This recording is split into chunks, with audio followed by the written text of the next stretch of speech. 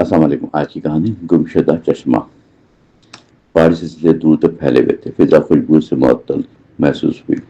قریب کئی بستیاں آباد تھیں. سب پانی پر انحصار کرتے تھے. ایک نوجوان سلمان وہاں رہتا تھا. محنت کی اس کی پہچان بنی تھی. لوگ اس پر بھروسہ کرتے تھے. اس کا دل صاف تھا. ہر بزرگ دعا دیتا تھا. ہر بچہ احترام کرتا. ایک گرمی کی دوپہر کنواں اچانک خشک ہو گیا. پورا علاقہ پریشان ہو گیا. جانور بے چین دکھائی دیے.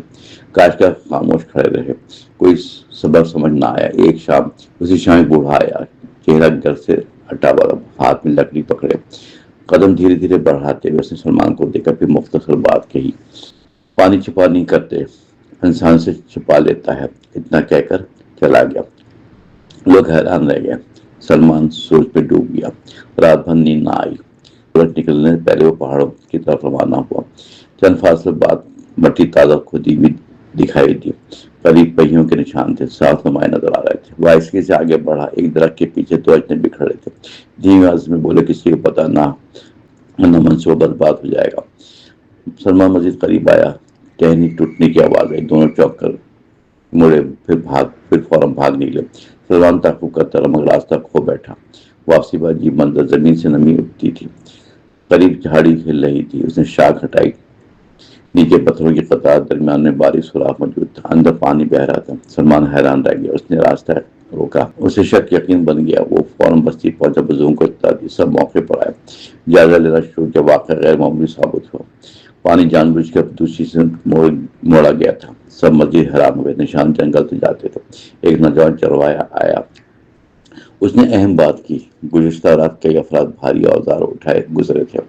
چہروں پر کپڑا بندھا ہوا تھا. آوازیں پہچانی نہ گئی.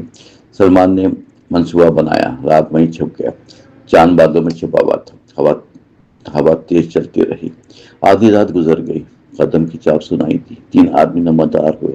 ایک نے زمین کھودی. دوسرا پانی کا رخ مزید ڈھونڈنے لگا. تیسرا نگرانی کرتا رہا. سلمان خاموشی سے دیکھتا رہا. اچانک پتھر پھسلا. سب چونک اٹھے. ایک شخص چلایا, کوئی موجود ہے وہاں پر. سلمان نے دوڑ لگا دی.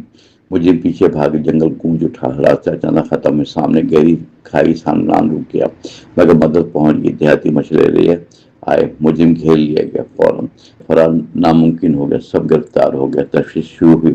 حقیقت سامنے آئی. لالچی گروہ پانی روک رہا تھا. قیمت وصول کرنا چاہتا تھا. لوگوں کو مجبور کرے. دولت اکٹھی کرنا مقصد تھا. پانی دوبارہ کھلا گیا. خشک کنواں بھرنے لگا. جانور سکون سے پانی پینے لگے. کھیت ہرے بھرے ہونے لگے. بستی خوشی سے گونجی. بزرگ نے سلمان کو بلایا. اس کے سر پر شفقت سے ہاتھ پھیرا. بولے, ہمیشہ یاد رکھنا, قدرت سب کے لیے ہوتی ہے, کسی ایک کے لیے نہیں. لالچ وقتی فائدہ دیتا ہے مگر انجام تلخ ہوتا ہے. دیر پر عزت دیتی ہے. ہمت اندھیروں کو ہراتی ہے. اتحاد مشکلات آسان کرتا ہے. سچ آخر روشن رہتا ہے. سلمان خاموشی سے مسکراتا رہا. خدمت کافی ہے. لوگوں نے دعائیں دی. بچوں نے سبق سیکھا. پانی کے ساتھ کریں. قدرتی نعمت سنبھالیں. حق کسی سے نہیں چنتا. کبھی دوست. اس واقعے کے بعد بستی پہلے سے زیادہ مضبوط ہو گئی.